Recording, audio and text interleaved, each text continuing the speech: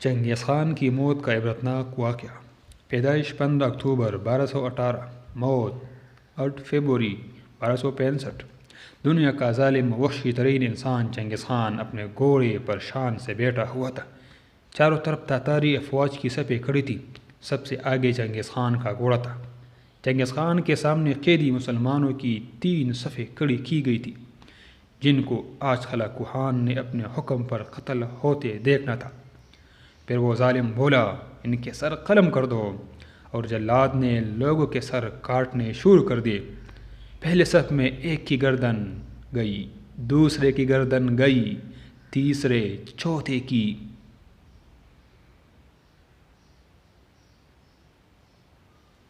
پہلی صف میں ایک بے قصور بوڑھا غریب قیدی جو کہ اپنے گھر کا واحد کفیل بھی کھڑا تھا، وہ موت کے ڈر کی وجہ سے دوسری صف میں چلا گیا۔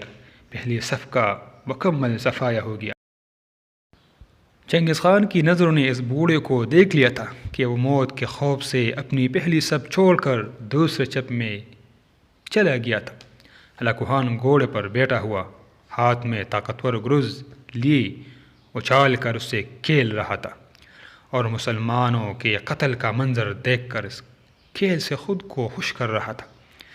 جلادوں نے دوسری صف پر تلوار کے وار شروع کیے، گردنیں آن کی آن میں گرنے لگی۔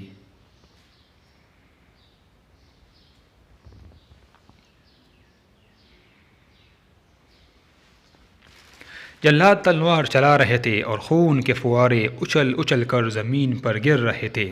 اس بوڑھے بابا نے جب دیکھا کہ دوسری صف کے لوگوں کی گردنیں کٹ کر اس کی باری بہت جلد آنے والی ہے، تو وہ بھاگ کر تیسری صف میں کھڑا ہو گیا۔ ہلاکو خان کی نظریں بوڑھے پر جمی ہوئی تھی کہ اب تو تیسری صف آخری ہے، اس کے بعد یہ کہاں چھپنے کی کوشش کرے گا؟ اس بیوقوف بڈھے کو میری تلوار سے کون بچا سکتا ہے؟ میں نے لاکھوں انسانوں مار دیے، تو یہ کب تک بچے گا؟ تیسری صف پر جلادوں کی تلوار بجلی بن کر گر رہی تھی۔ ہلاکو خان کی نظریں مسلسل اس بوڑھے پہ تھی کہ کیسے وہ بے چین ہو کر موت کی وجہ سے بے قرار ہے۔ تیسری صف کے انسانوں کی گردنیں گر رہی تھی۔ جلاد بجلی کی سی تیزی سے اس بوڑھے بابا کو پہنچا تو ہلاکو خان کی آواز گونجی،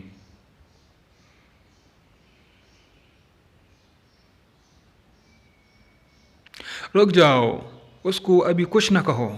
بابا بتا، پہلی صف سے تو دوسری صف میں بھاگ آیا، جب وہ ختم ہوئی تو تیسری صف میں بھاگ آیا۔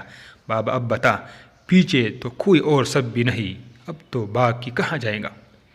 اب تجھے مجھ سے کون بچائے گا؟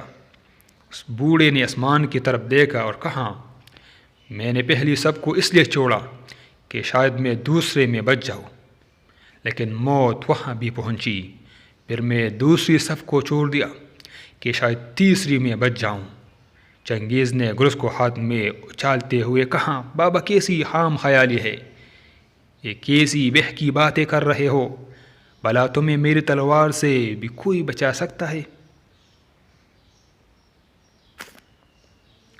بوڑھے مسلمان نے زمین و آسمان کی ہر چیز کے مالک اس واحد لا شریک رب پر بے انتہا یقین کے ساتھ کہا، وہ اوپر والی ذات اگر چاہے تو کچھ بھی ہو سکتا ہے، اور اگر وہ چاہے تو مجھے تجھ سے بچا سکتا ہے۔ کیسے بچا سکتا ہے؟ چنگیز خان نے اتنے تکبر میں آ کر کہا کہ اس کے ہاتھ سے گرز گر پڑا۔ چنگیز خان چابک دست ہوشیار جنگجو اور چالاک انسان تھا۔ چنگیز خان گھوڑے کے اوپر بیٹھے بیٹھے گرے ہوئے گرز کو اٹھانے کے لیے خود کو جھکایا کہ زمین پر گرنے سے پہلے وہ اسے ہوا میں ہی پکڑ لے۔ اسی کوشش میں چنگیز خان کا ایک پاؤں رکاب سے نکلا اور وہ اپنے گھوڑے سے نیچے آ پڑا، جبکہ دوسرا پاؤں رکاب میں ہی پھنس کر رہ گیا۔ چنگیز خان کا گھوڑا اتنا ڈر گیا کہ بھاگ نکلا۔